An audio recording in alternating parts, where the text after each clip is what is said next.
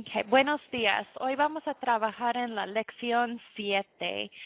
This morning we're going to start working through lesson 7 through the grammar concepts, and we're going to be starting with section 7.1, the reflexive verbs, which are on pages 236 and 237 in the Vistas textbook. Again, it's page 236 and 237 in the Vistas textbook. For me, this is when I was a student of Spanish, this was one of the simpler concepts to learn. The reflexive verbs, if you just think about what the word reflexive means, what it sounds like, you can hear the word reflect, meaning you do it to yourself or it's reflected back on you. A reflexive verb in Spanish, it's easy to tell which ones are reflexive because they have a se attached to the infinitive. So, for example, lavarse, bañarse, pintarse, all of those words, because they have the se on the end, that makes them reflexive. To conjugate reflexive verbs, what you need to do is first you have to use the correct reflexive pronoun and then the correct form of the verb for the subject of the sentence, which sounds like a lot, but if you memorize your reflexive pronouns, which are down here, towards the bottom of the screen, you have me, te, se, nos, and se, and the meanings that are associated with them. And then you're just conjugating the verb like normal. That's what this is saying. Reflexive verbs have the same ending as other AR, ER, and IR verbs. So if you wanted to say she washes her hands, well, in English, we know that she does it herself unless it says her mother washes her hands for her. We know it's herself. It's implied. We don't have to state it. And in Spanish, it's not that they're slow or need to be reminded that it's herself. It's just grammatically there's a little something extra, a reflexive pronoun, that's included to make sure that we know it's that oneself, that someone did it on their own. So in Spanish it would be ella se lava las manos. She washes her hands. And that se does mean herself, but we don't even translate it because in English we don't say it, and really in Spanish it's just something that's understood. But it's there, and in English, since we don't say it, we have to have a whole lesson on it. So if you wanted to say, for example,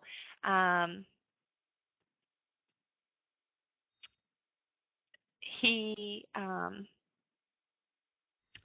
goes to bed at 7. Él se acuesta a las, not at 7, that's really early, a las 10. Oh my goodness, I said he se acuesta.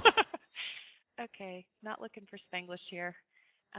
We want to say él se acuesta. Let me grab that real quick. Él se acuesta a las 10.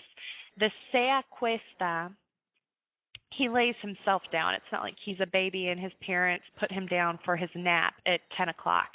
If you're talking about putting your infant child down for a nap, you could say, yo acuesto a mi hija a las 7. Okay, yo acuesto a mi hija a las 7. All of these verbs that are listed at the top of page 237 that you're seeing listed as reflexive verbs, they all have the se on the end of it. Almost all of these verbs you know and you've seen before without the se. For example, lavar. You can use it as yo lavo los platos or yo me lavo las manos, for example. And here is the same verb used as not reflexive, and here it is used as something reflexive. And when it's reflexive, it's because it's happening to oneself. One is doing it to oneself. I am so embarrassed, but my doorbell is ringing, and I need to go grab it. It's my bug guy. Hang on just 1 second. I'll be right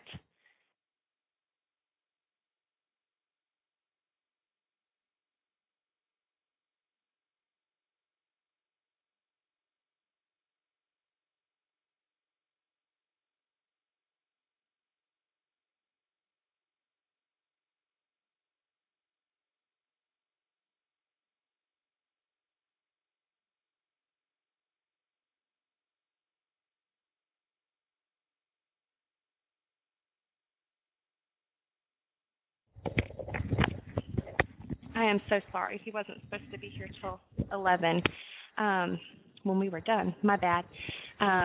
Anyway, when you're talking about your reflexive verbs, it has the to oneself included in it. Yo lavo los platos. I do wash them by myself, but I'm not doing it to myself. I hope that makes sense. When I wash my hands, I'm like touching my own body and doing it to myself. That's the difference. And all those verbs that are listed there at the top of page 237, that's what's happening. For example, maquillarse, to put on your makeup. If Melissa puts on makeup in the morning, she does it to herself. She probably doesn't have a makeup artist that's hanging out at her house. But say Jessica works as a makeup artist, and she puts on the makeup for the broadcasters of the News 4 news team every morning. That would not be reflexive. If you're doing someone else's makeup, that's not reflexive. If you're doing your own, it is. That's the difference. And the only distinction is whether you include that reflexive pronoun in the sentence. And the reflexive pronouns, again, are me, te, se, nos, and se. And hopefully that'll make sense. This is not meant to be something hard or tricky. Jessica or Melissa, do either one of you have any questions about the reflexive verbs? I'm good. Okay. Jessica, what about you? You okay with it? Okay, you're good too? Good. All right, real quick, I have a question for you guys. And if you'll take a second and answer this and click submit, and then we'll move on to the next slide.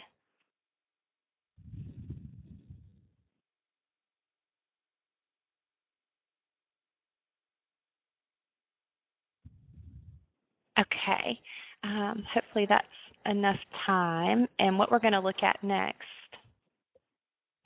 when it'll pull up, is a little bit of practice with the reflexive verbs. And with this, I have 2 blanks in each of the sentences.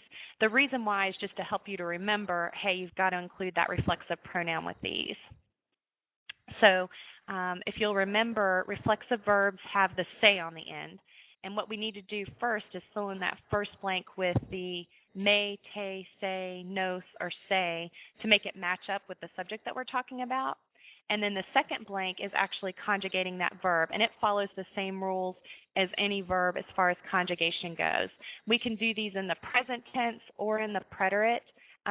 Just to keep it simple, we can do it in the present. If you answer in the preterite, I'll put it in the preterite, but either one works. So Jessica and Melissa, if you guys want to use in the lower left-hand corner the texting area, and if you know the answer to one of these, you can pop that up and I'll type it in for you. So the first one says, ella blank todos los días, and the verb is pintarse. So what would we put for that one? Ella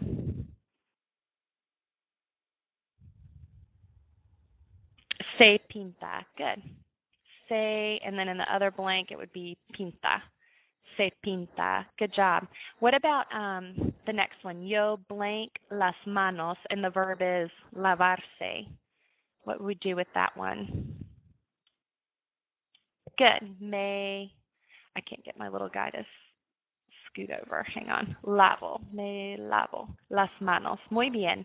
The next one, mi amigo blank a las 7, and the verb is levantarse.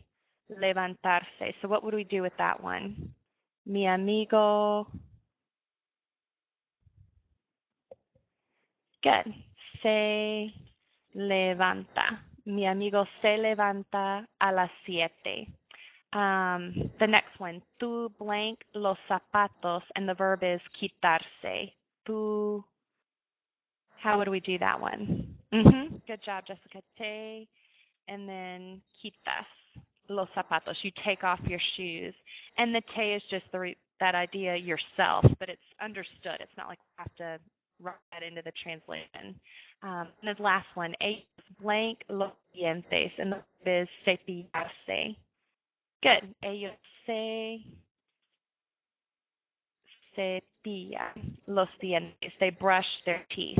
And this, as far as grammar goes, conjugating verbs, compared to doing some of the other things that you've had to do in Spanish 1 and Spanish 2, not that difficult. It's just remembering that if you a verb with a say on the end, you need to take say and make it with whatever subject you're using when you rewrite the sentence. All right? Do either of you have any questions about how to use reflexive verb?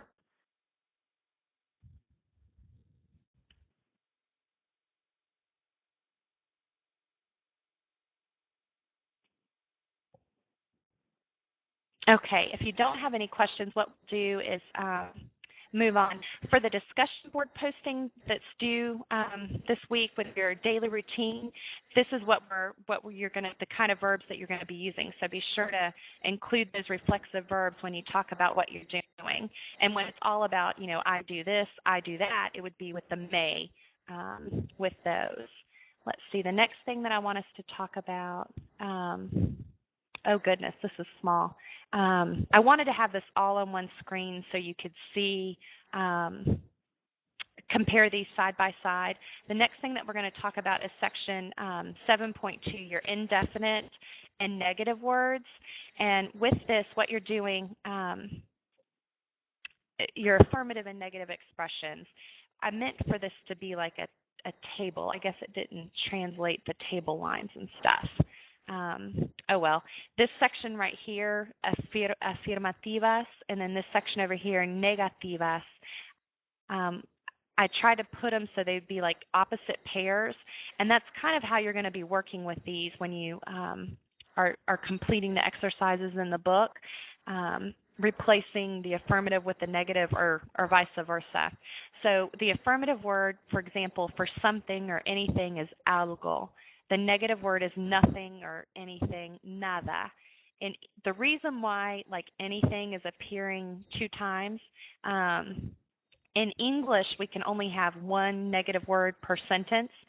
We can't say, for example, I don't do nothing every day, but we can say I don't do anything every day. Anything will do, as a positive and affirmative sentence. You can use it both ways, and we have it in both the affirmative and in the negative, because when we translate in English, we're not allowed to use double negatives, is what the deal is. But in Spanish, you can use double negatives, and they're used all the time. So that's a big thing that's different between Spanish and English. Another affirmative word is alguien, which is someone or somebody.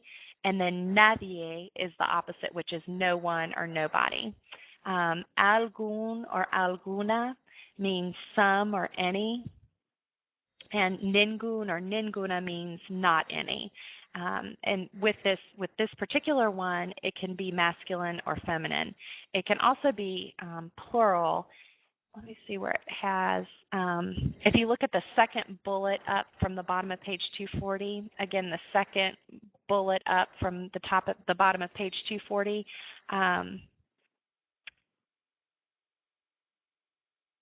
you'll read about the personal and you'll also see that algunos can be plural. This one, the affirmative one, can be plural, but the negative one cannot, and we'll talk about that more when we do a little bit of practice in a second. Siempre significa always. Nunca is never or ever. También is also, and tampoco is neither or either. And basically, when you're working with your affirmative and negative expressions, the big thing that's different between Spanish and English is that in Spanish, you can and will have double negatives in a sentence. In English, you won't. For example, in Spanish, you could say, no hay nadie en el salón. There's no one in the classroom.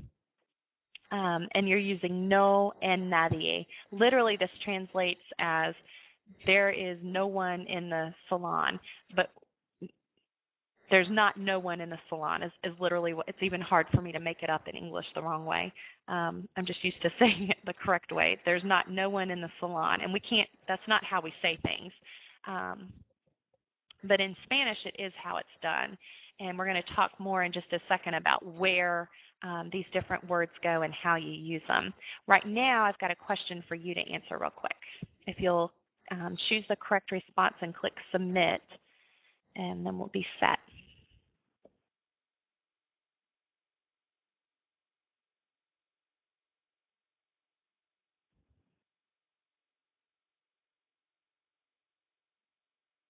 Okay. Hopefully this is some practice. And if not, I'll just clear what this is. Yes. Okay, good. When you're using your affirmative and negative expressions, it has to make sense, and it also has to make sense as far as meaning, but it also has to work as far as the grammar goes. And as we work through this, we'll talk about some of the reasons why these are the choices that are here. And then if you guys have questions from any specific activities in the book, then we can talk about those. Basically, the way these work, if the negative word comes at the beginning of the sentence before the verb, you don't need to use no, but if it comes after it, you will use no, is basically how these work. If you, after we go through this, if you still have more questions or kind of feeling iffy on this still, I highly recommend going back in the learning modules on WebCT. If you go in that section and look in section 7.3 and this is 7.2, I'm sorry. If you look in the 7.1 and 7.2 section, it'll help for explaining it in more detail, and there's more practice there. So let's just read through this conversation, and Melissa and Jessica, if you guys can text what you think would be the correct answer on these, and we'll talk about why in just a second. So it's a conversation between Carla and Juan, and for example, Carla says, "Tengo sed," I'm thirsty. And Juan says, "Lo siento," I'm sorry. "No hay blank para beber." And our choices are either nada or ningún. And if you don't know these yet, it may be helpful to have your book open to page 240. Of course, on the test, I would want you to have studied it before you take the test so you can do it without the book. But what would we put here? No hay nada para beber or no hay ningún para beber? Nada. Nada would be the answer on this one. No hay, oh wait, let me grab my text guy. No hay nada para beber. There's nothing to drink here, is what it's saying. There's nothing to drink. Luego podemos comprar blank en la tienda.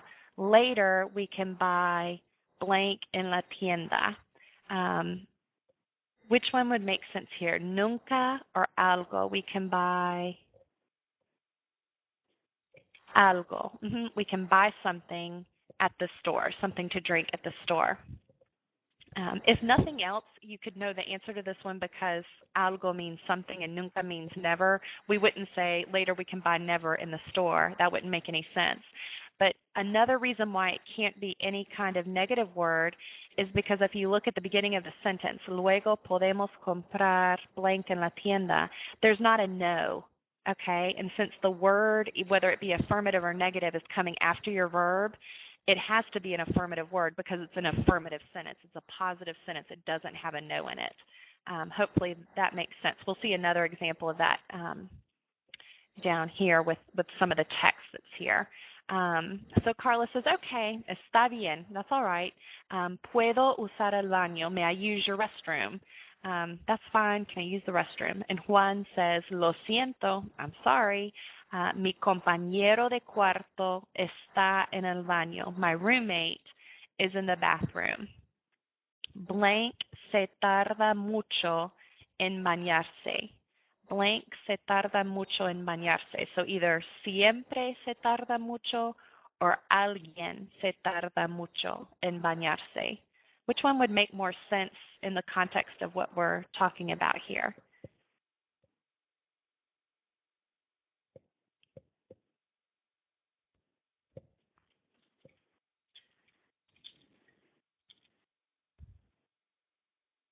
Okay, yes, siempre. He always takes a long time.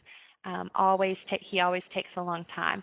It could technically, I mean, if this were just an isolated sentence, it could be either one because the word is, he always takes a long time in the shower, or you could say someone takes a long time in the shower. Either one grammatically could make sense, but only siempre makes sense here in this sentence. Okay, so the next one says blank, and your choices are either algunos or ningunos días está una hora en el baño. So it's saying blank days, he's in the bathroom a whole hour. Which one would make more sense, the algunos or the ningunos? Algunos. Good. Okay, so it's saying some days he's in there a whole hour. Good. And the last little part here, we don't have any blanks to fill in, but it'll help to see what she says. Carla says, no te preocupes, mi compañera de cuarto también se tarda mucho en el baño. So it's saying, don't worry, my roommate also takes a long time in the bathroom. So hopefully with this will help with some of the exercises that you have in Lesson 7 using the affirmative and the negative expressions. Do either one of you have questions right now as we're going through these?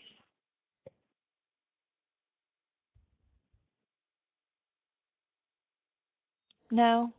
Okay. Well, what we'll do at the end, if you want to look back over anything, we can go back through if we need to. The next thing that I want us to talk about is Section 7.3, and it's a couple of verbs that we use all the time that are irregular in the preterite tense. And remember in Lesson 6, we learned about the preterite. It's just one of the past tenses. But you'll notice that we didn't talk about ir and ser, and those are verbs that we use all the time. Ir, remember, means to go, and in the present tense it was voy, vas, va, vamos, van, and ser is to be also, and it was soy, eres, es, somos, son in the present. And now we're talking about the preterite, which is one of the past tenses. And if you'll notice, they have the exact same conjugation as each other, which makes it easy. It's kind of like you're getting 2 for 1. But you'll have to recognize by the context of a sentence which verb they're talking about, whether it's I went or I was. And that's usually pretty easy to tell based on the context of the sentence. But the conjugation for ir and ser is fui, fuiste, fue, fuimos, and fueron.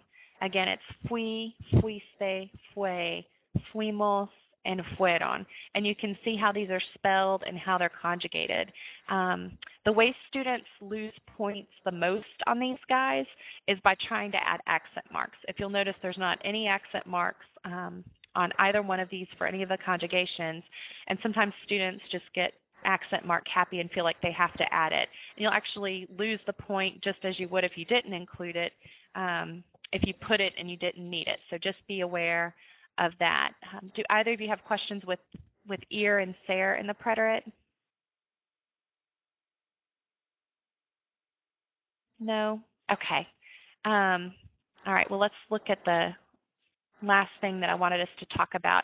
Section 7.4 is all about your verbs like gustar. And back in Spanish 1, you guys learned about the verb gustar. It was on, I just did the Spanish 1 section. I think it's page 52. It's section 2. Let me find it real quick because some people, I think, could benefit from going back and looking at it. It's on page 52. And it's section 2.1 when they were talking about the AR verbs, they kind of slip in the verb gustar as well. What we're going to do here in section 7.4, I'm going to use gustar as an example just because it's a verb you guys know. But the gist of this is that there's lots of verbs. Many of them are found there at the bottom of page 246 that work just like gustar does. And to be honest with you, just looking at people's writing, I think a lot of people missed in Spanish 1 knowing how gustar works. So hopefully after today you guys will understand a little bit better how gustar is different from other verbs, other regular verbs. Basically, the subject of the sentence is what is being liked. And that's really different from English. The subject of the sentence is what is being liked. That's kind of like summing it all up. This is the key to understanding the verb gustar and the verbs like that, this whole section 7.4. Otherwise, you'll probably be pretty confused. What I want you to know is the subject of the sentence is what is being liked. So if you have a sentence like, I like Spanish, let's say. In English, I am the subject of the sentence, not Spanish. In Spanish, we say, me gusta español. And what this really means, I mean, it translates as I like Spanish, but it causes students a lot of trouble because they think this gusta should have an O on it. Because if I'm the subject, they're thinking yo, they're thinking my ending should be O. But that's not what happens here. So literally what this means is Spanish is pleasing to me. Okay, and if you write it that way, then you can see that Spanish is the subject of the sentence. It comes at the beginning. In English, we're just trained to look at the beginning of a sentence for the subject. So Spanish is pleasing to me. Me gusta español. So when we're going through this, that's why when you do these, most of the time your answer is either with an A or an AN on the end of these verbs. And a lot of people get confused. Well, why isn't it me gusto or nos gustamos? And the reason why is because the thing being liked is the subject. So if what is being liked is singular, you'll use gusta. For example, me gusta el español. A mi mamá le gusta pizza. And on both of these, what's being liked is singular. So that's why we're going with the gusta. All right. The indirect object pronoun, your IOPs, are me, te, le, nos, and les. And me means to or for me. Te means to or for you. To or for him, her. To or for us. And to or for them. Okay? So if you'll remember the original way these work, it's like saying pizza is pleasing to her, to my mom. Okay? If what is being liked is plural, you'll have to use gustan because we're saying the hamburgers are pleasing to me. Me gustan las hamburguesas. A mi amiga le gustan las bolsas. And that's why even though we're talking about just one friend, we use gustan because what's being liked is las bolsas. The purses are pleasing to her. Who's her? My friend. If what's being liked is a verb, then you'll use gusta. Te gusta hablar por teléfono. Another example could be, me gusta estudiar en la biblioteca. I like to study in the library. And with that, estudiar is a verb, okay? So that's why we go with the singular gusta. And the way these would translate would be to speak on the telephone is pleasing to me. To study in the library is pleasing to me. And when you put this in the context of section 7.4 and those verbs that are at the bottom of page 246, like aburrir, encantar, faltar, fascinar, importar, interesar, molestar, and quedar, they work exactly like gustar does. And what I mean is, if we want to say, I am interested in dogs, you would say, me interesan los perros. She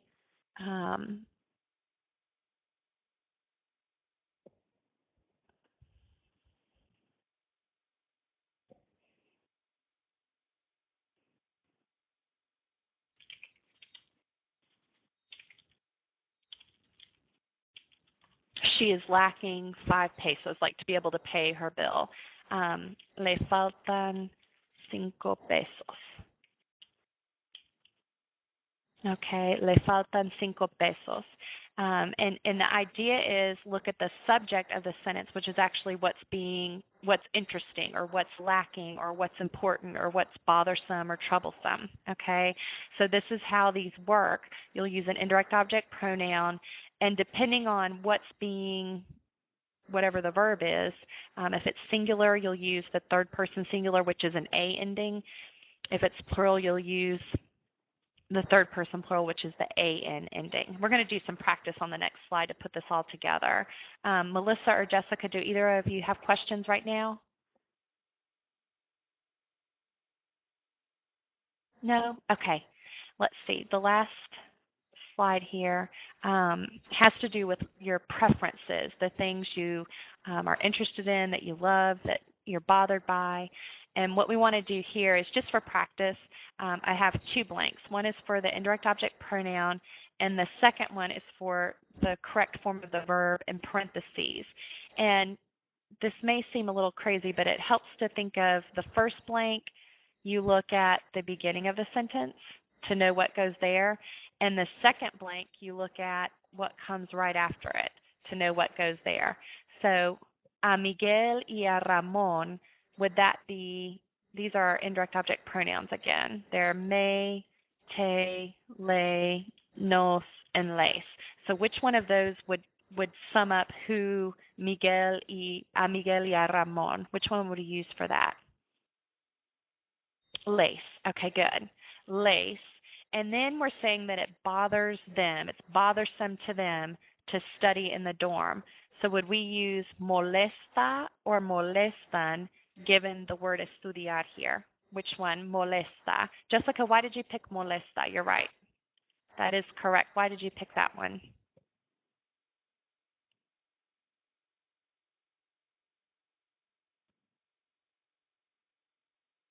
Because it's singular. That's right. Okay. Do you want me to just mail it to you? Okay, thanks. Sorry. Because it's singular. That's right. Because estudiar is a verb, or because it's singular, we just do that one that way. What about this one? A mi mamá. Let's think about the first, the indirect object pronoun that would go there. So we're going to look at a mi mamá for this. Which would we use for that? Me, te, le, nos, or les? Le. Okay, good. And then with the verb fascinar, she loves or is fascinated by las telenovelas, the soap operas. So the soap operas are fascinating to her. And you're right, Melissa, we'll use fascinan. And why did you choose fascinan, Melissa?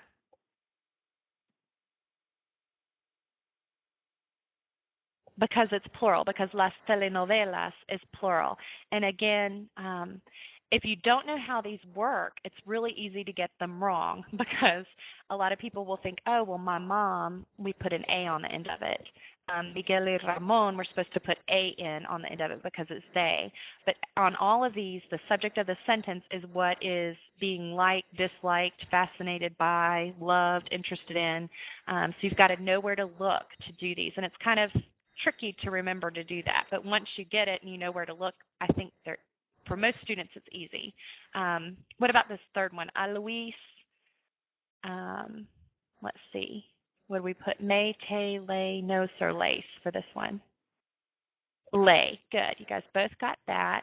And then what we would do with the verb encantar, what is loved by him is soccer, el fútbol. Encanta. And you both got it. And I think at this point, both of you would say you chose that because el fútbol is singular, and that's correct. All right, this one's a little tricky, this last one. A mí y a Julia. So it's two people. It's Julia and I. So keep that in mind when you're choosing if it's going to be me, te, le, nos, or lace. And Melissa, you got it. It's nos. Anytime, and Jessica, you did too. Good job. Anytime it's someone and I, that's we or us. So what it's saying is the news, las noticias, are interesting to us. Okay? So what will we do here with interesar? Our thing that's interesting is las noticias. So how would we write interesar? Interesan. Excellent. Interesan las noticias. Okay, and it runs in a little bit. I left a short blank there, but it should be nos interesan las noticias. Okay, and you guys are nailing these. Hopefully you chose that because las noticias is plural. Okay, any questions with these, with the verbs like gustar that we have here in section 7.4? Okay, good. I'm glad it helped. All right. Well, you know what? I must have thought we had a lot more to cover, or I was worried we weren't going to cover it in time because this covers what I had prepared to present to you guys this morning. If you want, we have some extra time if there's anything that you have questions about, or if there's a particular exercise in the book that you'd like to talk about if it's one you've done already and you had questions about it or you had a hard time with it, or if it's one that you haven't done yet and you want to make sure you're on the right track for how you're thinking about doing it, we have some time. We can do that. Jessica, can you go over pero and sino? We sure can. Hang on just a second. Let me clear this guy.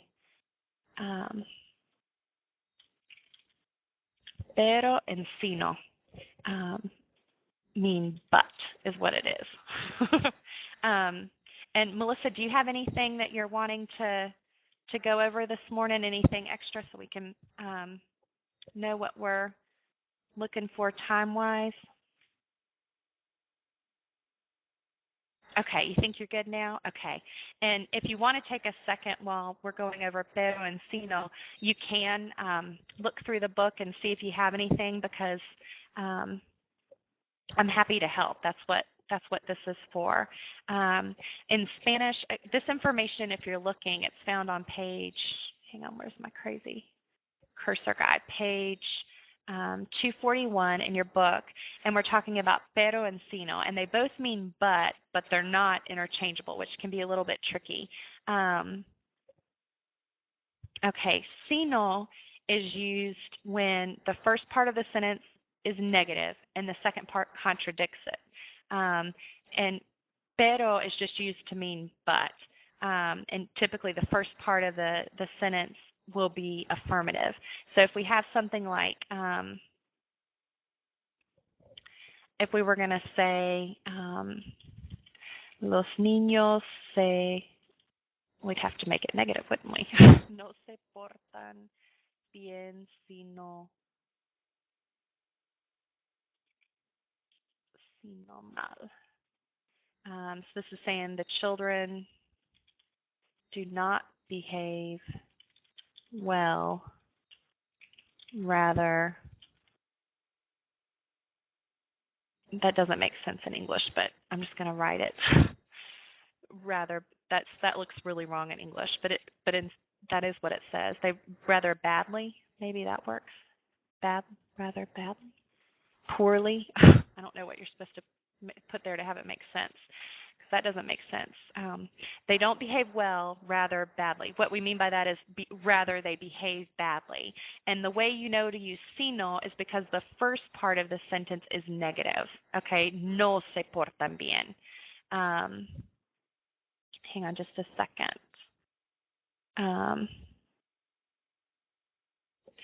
Another example could be las camisas no son caras, sino baratas. The shirts are not expensive, but they are inexpensive, is the gist of it, if I can type correctly. But they are inexpensive, okay? Like contradicting, not expensive, inexpensive, not well, but bad, or poorly. An example with but, where it just means but,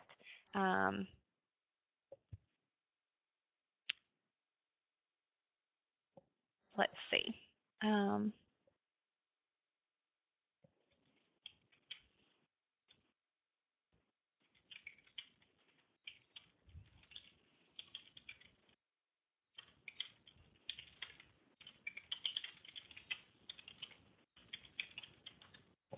Yo tengo mucho tiempo, pero no me gusta estudiar.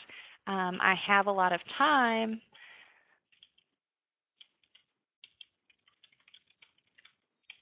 but I do not like to study.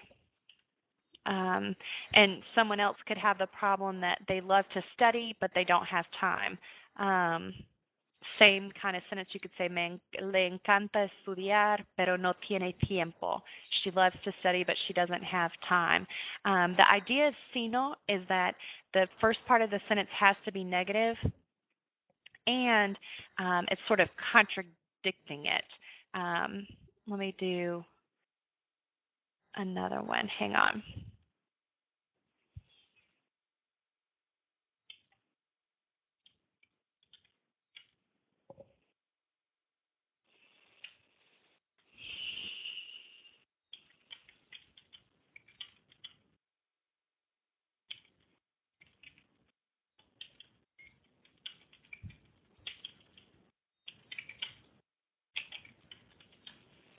The class isn't hard, but it's easy. The class is not hard, but instead it is easy. I mean, if you want to think of saying it like that in English, it's like that kind of contradiction between each other. On the test, I can tell you this, you won't be asked to use, to distinguish. There won't be like multiple choice where you're having to pick whether you need to use pero or sino. In your writing, it, you may use it, but it's most students, I'll just be honest with you, in their writing, just the way they write, they always use pero, and that's just, it's not a big deal. Lots of people, until they get to page 241, haven't necessarily heard the word sino, so it's not their instinct to use it. And on the test, I'll tell you, and on the final exam, there's not a specific section trying to get you to distinguish between pero and sino. For the most part, that's just there to help you know that sino exists and to let you know that this is something you should know. But it's not specifically going to be quizzed on the test. Any other questions, or does that help, Jessica? Okay. Any other questions that either of you have?